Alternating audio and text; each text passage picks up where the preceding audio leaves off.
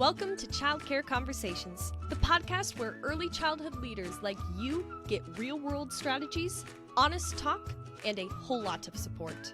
Whether you're running one center or many, we're here to help you lead with confidence and clarity. This episode is brought to you by this quarter's sponsor, Playground, the all-in-one childcare management software. We're all about managing monkeys and saving you time at your center. With this platform, you can. We're proud to partner with a team that's as committed to your success as we are. Learn more at tryplayground.com. Now, let's get into today's conversation, one we think you're really going to love. Welcome back to Childcare Conversations, and I am so excited for today's conversation because, well, we're going to talk a little bit about making some smart business decisions. And today's guest that we are going to chat is Laura Biederman. And Laura is with Ebenezer, and they have 8 locations. And I'm so excited to talk with Laura about her journey and specifically about that whole growing in business and what it's like to go and keep adding schools and more locations. So, Laura, why don't you tell folks a little bit about how you got into the industry, and from there, we'll see where things go. Sure. So, well, thank you for having me. I'm excited to be here. But I got into the field a really long time ago. I always knew I wanted to be a teacher, right from growing up, played teacher in my grandma's basement. But I think the biggest piece that shifted is I've lived in many different states, and along the way, you need teaching licenses to teach. And when I moved to Wisconsin, I was waiting for mine because I wanted to teach 4th grade, my all-time favorite grade.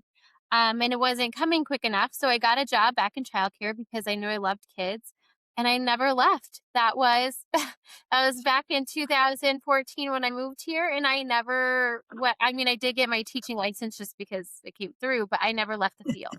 I just loved it. I started as a pre-K teacher. I've held every position into becoming a district leader. So I've held all those roles to see the differences in what they play in all of childcare. And now here at Ebenezer, I'm the associate executive director. Love that. So, Laura, now that you have spent a little time in the industry and you went from teacher to administrator, what was one of the things that probably, I'm going to go with, surprised you the most when that transition, that first transition? So think back, that first transition from really qualified teacher to now you're an administrative leader. What was the thing that kind of resonated with you? Like, wait a minute. It was that I was actually a leader. I'm running a business. And I think that was the biggest thing that I did not understand when I first took over my center. Is I didn't realize that I was a leader and that I was running a business. And those are things that we don't think about. Like, we're great teachers, right? We get promoted along the way. And that I had to really learn, and I had to dive into, and I had to, just embrace my surroundings. I worked at a corporation then. So really just being led and trained and soaking in how to run a business. And then I also had to go back and get my administrative credential in Wisconsin that helps you with the business side. So I think just all that learning. But the first thing I had to identify is that this is a business, and we have to sometimes make hard business decisions, and we are really good at putting those off. Hard decisions, hard conversations. Those are never phrases any director loves to say. Yeah. So tell me a little bit more. How much training did you have to be a teacher? Oh, years, right? I have my bachelor's in education. So I have 4 years there. And then I think I even had So 4 years there, plus I'd always wanted to be in the field. So I'm doing other stuff to learn more about how to be a better teacher. So minimum 4 years. Okay. So you had 4 years of training to be a teacher, and then you did such a great job. They promoted you to a role, and you mentioned you were with a corporation. Did the corporation even have kind of a manager and training track, or were you literally thrown to the wolves? I was a generation that was thrown into the wolves. So a fun fact, I was an assistant director for 6 months, went out on maternity leave, came back as the center director. So Happy birthday promotion, yeah, baby everything, day, all right? those things. So I had hardly any training. Now I was doing it well, right? I'm a really quick learner. I've worked in restaurant business, right? Like I've had all those things and those experiences that have helped me learn.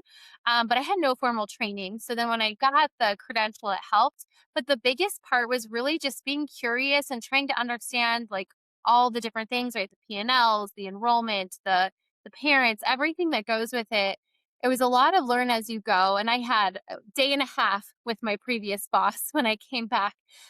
So it was a lot of being thrown in, but I do learn really well that way. So, however, we learned along that way that that is not best practice. So at that corporation, we did start to create a manager in training, and we had that towards the end. But I mean, we didn't have it for a long time for many people. So a lot of us just had to kind of learn as we go, right? Like you had to learn, how do you become NACE accredited? What does that process look like how do you do reaccreditation, all those things you're learning as you go, where having a manager in training would be wonderful for any type Well, of learning. it's so funny because I always laugh when I have conversations with pretty much anybody in the industry. And like you, I've been in the industry for a long time, a little bit longer than you.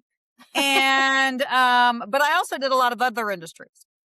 And one of the things that I found interesting is in healthcare, in retail, and in food service, hospitality, all three of those industries, which are often people will go, oh, well, I can make as much money or I can do it over here, Mhm. right? But the one thing that those three industries do across the board, across the corporations, the mom and pops, is 90% of them have a true manager and training track. Like Mhm. you can jump into a retail setting and join, you can get hired as their MIT, Yep. right? So you get hired as a manager in training. You can go to Taco Bell and get hired into a manager at training, right? Hotels, all these things. And so from day one, your path is towards management. We don't do that. We So take these awesomely very confident, well-trained educators and now go run a business. And mhm. like you said, you didn't have any real formal training. So they expected you to manage a budget, manage people, manage parents, manage marketing plans with zero training. And we wonder why sometimes our directors, our administrators get burned out. Mhm. It's because we've set them up to fail from the get-go. And the other part of that I also find interesting when we talk about like that you weren't trained to manage people, the staff piece. Mhm. The other thing that I think is so interesting because I'm one of those people, right? I'm one of those people that kept telling people, you've got to make sure you're training your staff. If you don't Yeah. want the staff turnover, train your staff. But like everything else, like we didn't teach you how to manage a budget. We also didn't teach you how to teach adults, Right. And that's so right? different. It is not the same as, I mean, okay, you can use some of the like philosophies and you can kind of change it to adults, but nobody taught you how to do that. So I've spent most of my career learning how to become a leader and reading books like Dare to Lead, any type of books like that I can. Do you have that one? I love it. It's a great one. Right. But like she's so right in it. It's such a good book. And she's also really funny, which I like. Like I like any type of book that has some humor in it too. But just diving in and trying to figure out like where are my strengths? How does that relate to others and how do I then lead them? So one thing that we've actually been doing is we do monthly manager trainings here at Ebenezer for our managers. And we've really been diving into personalities and how important they are, right? So we've been using the personality compass to see where everybody is. So you have north, south, east, and west, and everybody's different. But what was really eye opening to me is we had a lot of people who were south and west, and I'm northeast. So like automatically, I'm very different, and my brain is wired completely different. And there's nothing wrong with that. But I'm leading people who are different, so I have to figure out how to meet them where they are. So our managers took it Absolutely. back to the teachers, right? Because then they're leading other people and it completely for one set of managers, it was like it helped them fully understand each other better and to see, okay, so your strength is my weakness. And it just was they balance each other out so well, but get through that, like can be hard sometimes. So one of the things that Laura mentioned is like one of 100 probably personality or the way you think kind of indexes. And so in the first book that Carrie and I have been teaching with since 2002, the very first thing we have is know yourself. Yeah. And so in the know yourself, there for a while, we had a lot of brain dominance language, but over the years, we've kind of picked different ones because we want people to explore what works for them. Right. So we're not going to sit here and say you have to use, you have to use Herman brain dominance, or you have to use Myers-Briggs, or you have to use DISC, or you have to, right. Or that you have to use, whichever, pick the flavor of the month. Because I think the key part of that is, as a leader, you have to know exactly who you are, right? You have to know how you think. You have to know your personality. How do you lead? How do you manage? How do you learn? Mm-hmm. How do you communicate? Because if you don't know how you do that, then you have no way of really being better and being able to do that with the other folks Right. in your program. So, I love that. So I am really curious. Mm-hmm. When you talk about some of the books and the fact that you read books, so, as an author, I always get excited when people say they read books. Do you have a director bookshelf? Do you have a bookshelf of books behind you that you often pull from and maybe even share for those leaders you're building up in your organization? And if so, tell me what's on it other than Dare to Lead. So one of them is, we started as a group. It's called Finish. It's by John Acuff, and he really talks about how to finish things. It's a really good one. That's one of the biggest ones. I do have a lot right now, but that's one. And also fish is one that we have. So the fish philosophy is a big thing, right? Like it's a huge thing. And it just really talks about how to build a culture. And it's so simple. It's right. Have fun. Just all the different things. That one's on there. Um, I have some that I have not read yet that are waiting for me to do that. With our growth this year, it got a little busy. But another one is like, Who Moved the Cheese? Like, Who Moved My Cheese?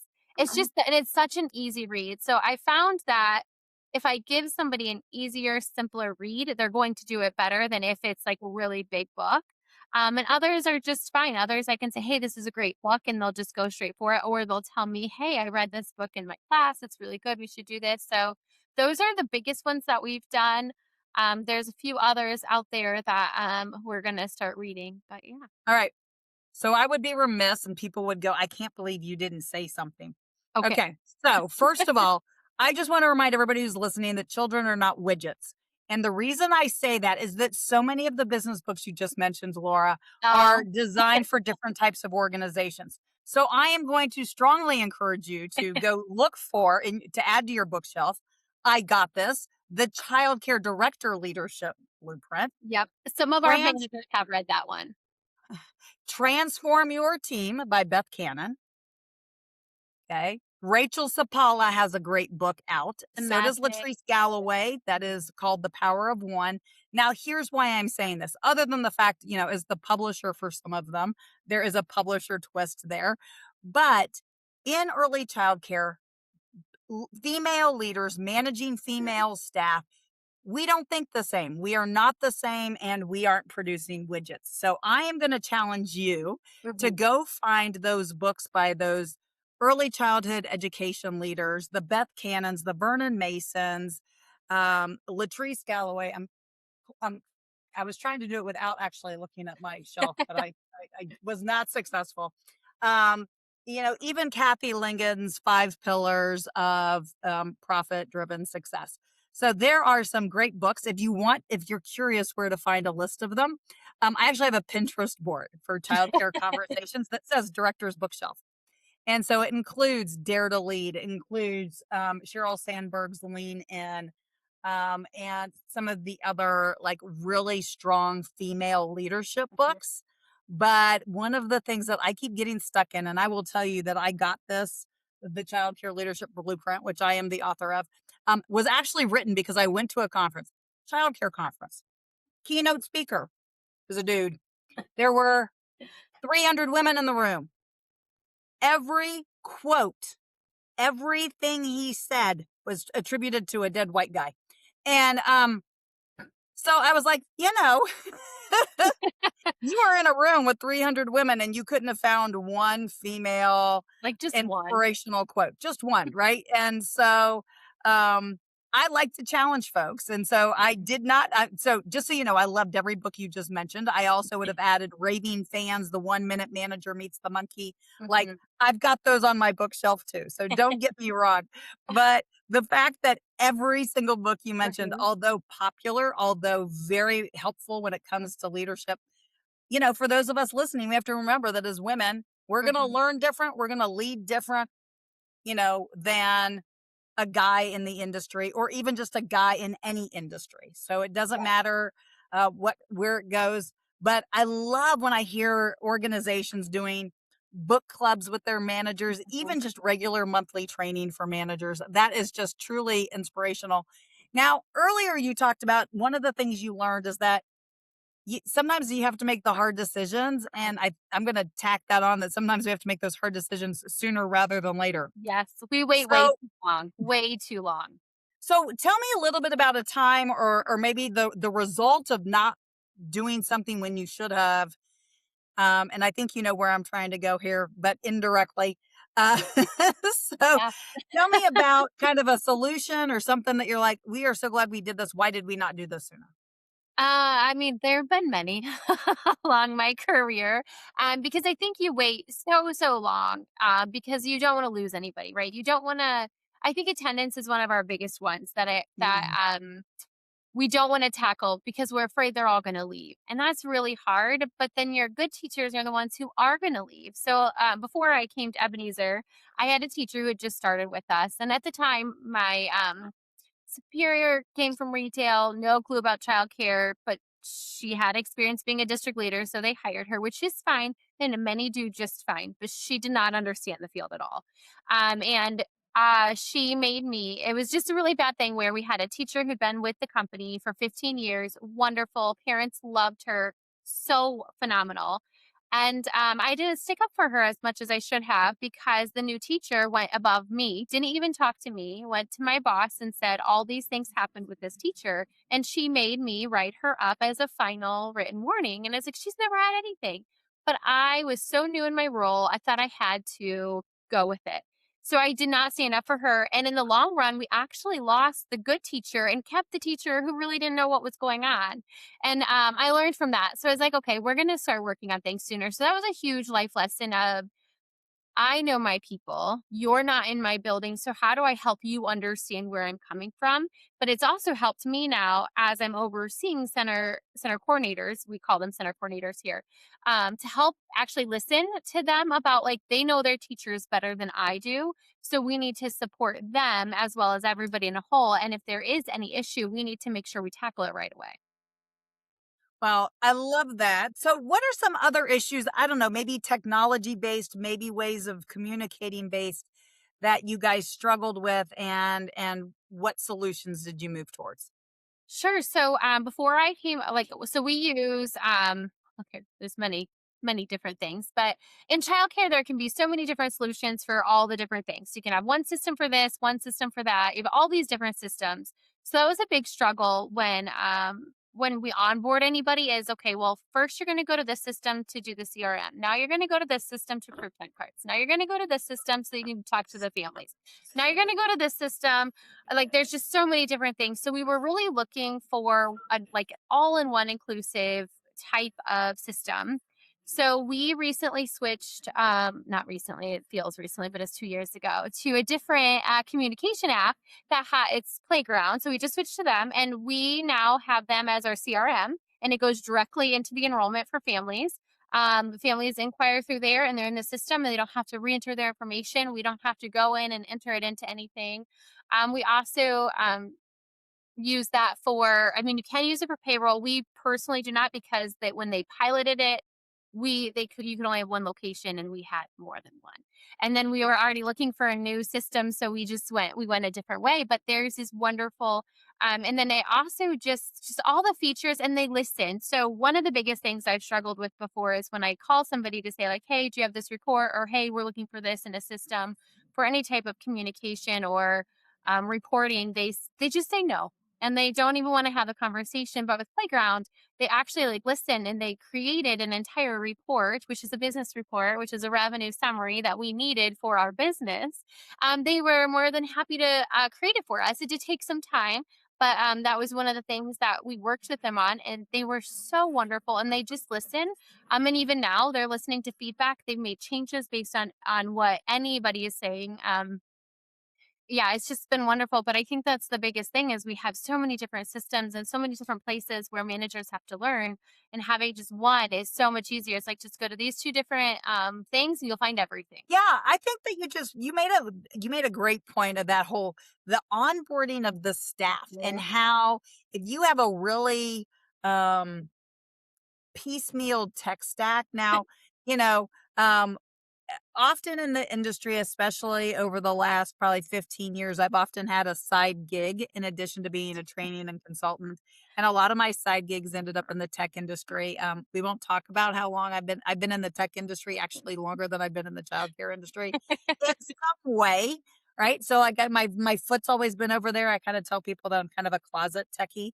I don't really tell people until somebody looks at my resume and they go, "You worked at Microsoft?" I'm like, "Yeah, just put that to the side." So, but as a result, I think that it's really important for the directors, for the owners to go back and regularly review Mhm. what's in your tech stack. What is your tech stack costing you? Do you have a provider you really, really like? And have you talked to them recently about Mhm. what features they might have added? Um, who's in your tech stack that you don't like? And Yep. I'm not just talking about things that are designed for ECE. And actually, this probably applies to anybody in any Yeah. industry, right? Like, Yep. back in the day, you had to have this QuickBooks software and you had to have this newsletter We still software have some. of this, right? Well, Yeah. Yeah. QuickBooks or Intuit actually. Yeah. It's So yeah. Intuit is now literally bought all those other Mhm. companies, and so now again you have now one login, Yep. and everything self-populates. And But you can go in the cloud. You don't have to be desktop. That was a huge thing that we did as well. And being a nonprofit, we got it for a reasonable price, but we would have to have it on somebody's computer and nobody else could use it. So now we're trying to move also towards the cloud. So like we have Microsoft, the whole package, right? Because we want to make sure if we did get hacked a long time ago, it was a disaster. It was before I was here, so I'm very thankful. It was a disaster. So now it's all in the cloud. Everything is so easy to you can access it from anywhere. And that was our purpose moving forward. I mean, even our door systems, we're moving towards like our locking ones to just a cloud base so that everything like it's so much easier. But that was one of the biggest things was um, how do we make it easier, especially QuickBooks, because we grew so quickly and are into it, whatever to call it. But we well, needed to and have like another you said, user. and you got eight locations. So, Yeah. so regardless of what software. So, yes, Laura is talking about Playground and how they use Mhm. it, but she also mentioned they use other software. And I even threw out the concept that regardless of your industry, Yeah. go back at least once a year. Yeah. At least. Some people might even need to, especially right now with all of the AI tools. If you have added a subscription to this AI or this AI or this AI, go back and look at them. Are you getting all you need to out of this AI? I used to have 7 or 8 because of different features. And again, I've been doing AI for about 4 years because of having worked for Microsoft and when Copilot came out way back when, its predecessor actually. And so, one of the things I encourage folks to do is to go back and really look at where that money might be sneaking away, because you can pick up those 19.99 a month subscriptions pretty dang fast, and Mhm. next thing you know, oh, it's only I've only got a subscription to 4. Well, Yeah. 4 of them at $20 a month plus all their taxes means you're spending 1,200 a year. Yep. And if you're only using one and you're only using it enough that you could have been using the free version, Yep. you know 1,200 versus free. Let's come back and look at Yeah. that, right? And that was the So big thing we also did with our payroll system. So we were not happy. We were having they messed up our benefits so bad that we had to manually calculate them. Not me. I should not say that. Somebody in our agency had to manually calculate it for 4 months. 4 months for 87 employees. And we oh, knew, I know, okay. And we knew we were going to have a merger. And we're like, how is this even going to happen? Like, there was no way. So we did look at that. And then we also found a platform that was so user friendly. Like, I had to do payroll unexpectedly last Monday, and I could do it without anybody showing me. Like, that's how easy. I know. Like, Okay, kind so of needed help with setup. we're not going to pitch them here, but I want you to share that No. link. We'll drop I that in the won't. show notes. No, we're not. But I mean, but you need to know what you have, right? So the one Yeah. before was so cumbersome.